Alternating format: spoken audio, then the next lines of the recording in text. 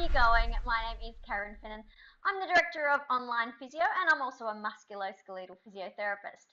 So today I wanted to talk to you about the life of a digital nomad. This is a really growing sort of lifestyle choice that people are making. A lot of professions are gradually moving to the point where people can work from their laptops, and that means that they're location independent.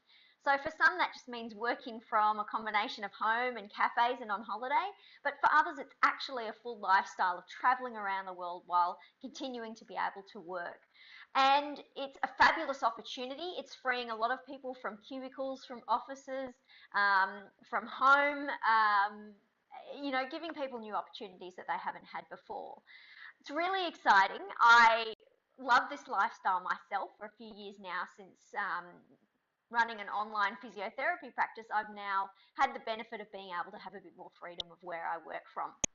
But I guess the thing that keeps coming up when I'm sort of looking at digital nomad forums online and on Facebook and that sort of thing is questions come up around health, healthcare, laptop ergonomics, access to medical professionals, building routines, keeping fitness going. So I'm realizing that there's a real need for someone out there to help digital nomads to improve and continue their health and fitness while they're living this mobile lifestyle. So today I just wanted to identify two main areas where digital nomads can face challenges with their health, and within each one a number of traps that you need to be aware of. Now, they won't all be relevant to everyone, but I think the important thing is to take note. Can these things be an issue for you?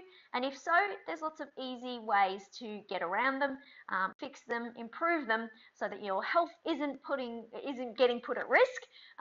Therefore, your digital nomad lifestyle isn't getting put at risk, because you certainly don't want that. So there seems to be two main areas that create these health challenges for digital nomads. The first is pretty obvious. It's around the use of technology and the challenges associated with that. And then the other is more around the actual lifestyle factors of the digital nomad life. So first of all, let's just talk about the use of technology and how that can be a challenge for somebody who's location independent. So first of all, I call it the tech trap. So this is simply the fact that we do more on our gadgets than we used to. We have more gadgets than we used to. And so often we can be using them for prolonged periods of time. And if this is broken up, if there's otherwise other health and fitness things in place, you can combat the issues of it. But sometimes the trap is that everything we do in life, we're even socializing on technology now. We're not walking up to the corner shop to post mail. We're not even walking to a fax machine anymore.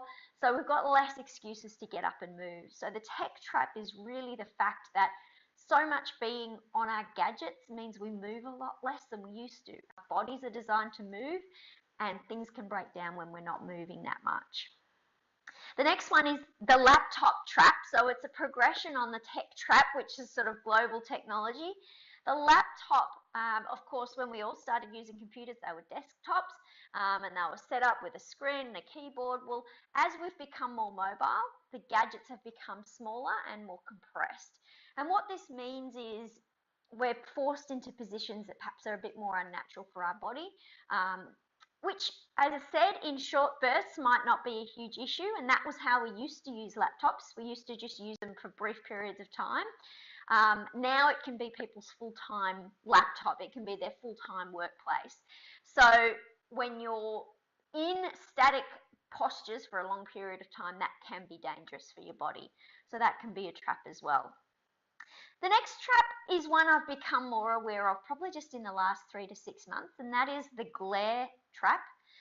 Now, with so many things happening on our screens, from our smartphones to our laptops, tablets, even the TV that you watch at the end of the day once you've finished all your work, all of these have backlit screens. And now again, in small doses, this hasn't been an issue for our eyes. But what I'm gradually learning, and I'm looking to dig deeper on, is that these backlit screens do emit an ultraviolet blue light, which in small doses isn't problematic for our eyes, but in large doses, 8+ hours a day, it can actually damage our eyes. And now they're coming out products that block these ultraviolet rays, and glasses that you can wear to sort of block those rays, which I've been dabbling in as well. So it's not something that has been an issue when we've had less screen use, but now that there's more of it, including TVs and Netflix and all that sort of stuff, we need to be looking at what glare the impact is having on our eyes.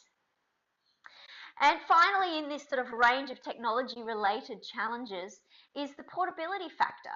So it may be all good and well to say, well, yep, now I'm working on my laptop, but let me get a stand-up desk, let me get a $2,000 chair, let me get lumbar rolls, all of this sort of stuff. It's all good and well when you're in the one place all the time. But the bottom line is we all want to be portable now. We want to be able to move location. So any things that we use to assist us, any physical tools or gadgets, they need to be portable. So this means we have to get a little bit more creative in what we use to get our setup looking good so that our bodies are safe. So they're the sort of the technology related traps. Let's move on now and talk a little bit about the digital nomad lifestyle challenges. So if you're sort of traveling around a lot and working from your laptop, the actual lifestyle can present some challenges. The first one I call is the snail trap, because basically your life is on your back. And this can mean that, you have one bag that you're using to carry things around with.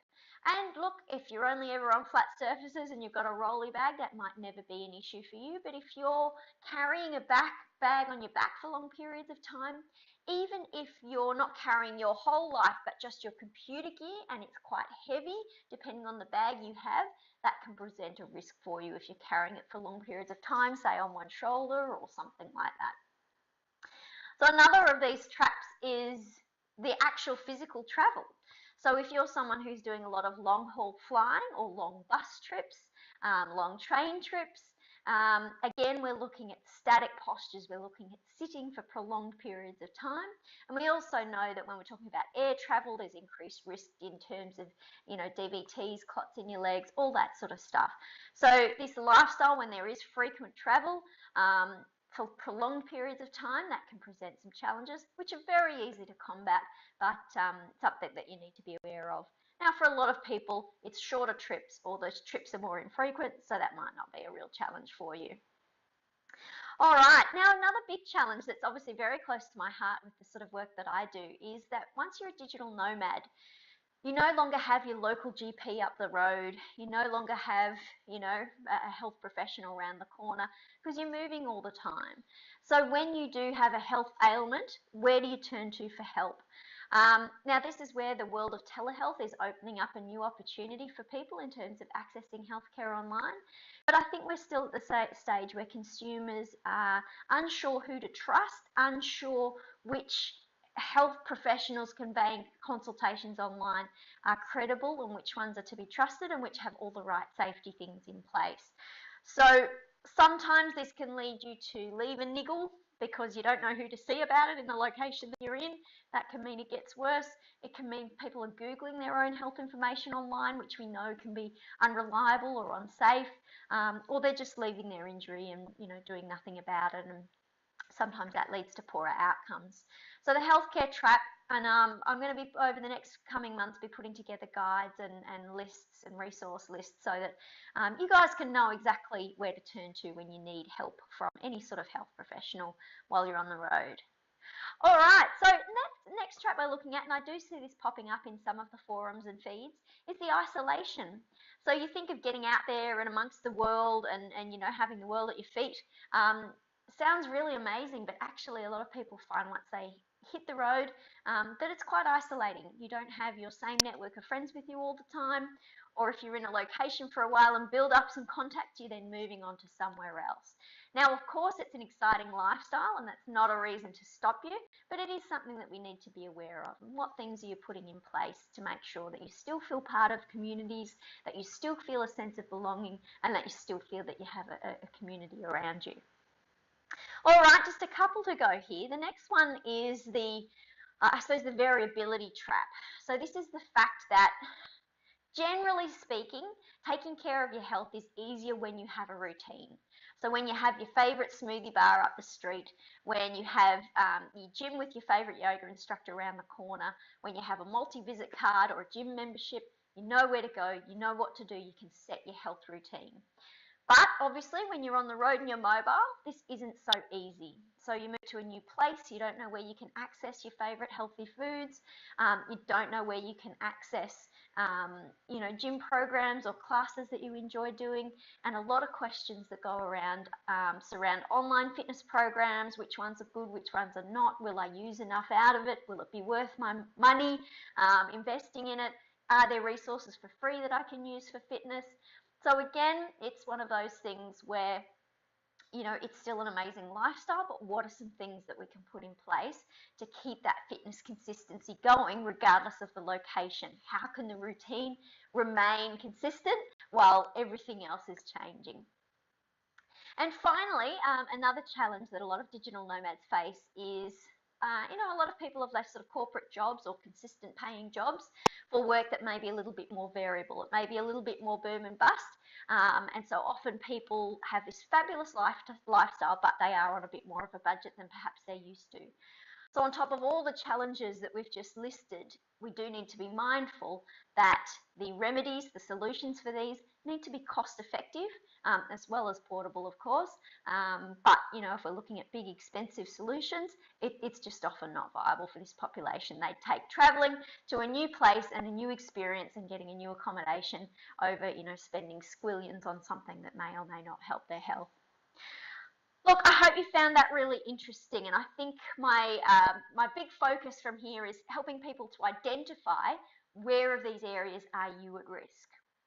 So to get started with that, I've put together a quick quiz, a fun quiz that you can do just to answer a series of questions to see where you sit in the risk level. Are you at high risk of health issues and injuries, or are you doing pretty well and you're sitting at low risk and you just need to keep doing what you're doing?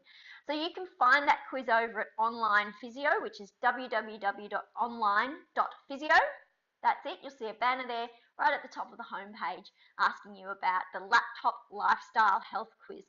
So get along and fill that out just to see where you're at.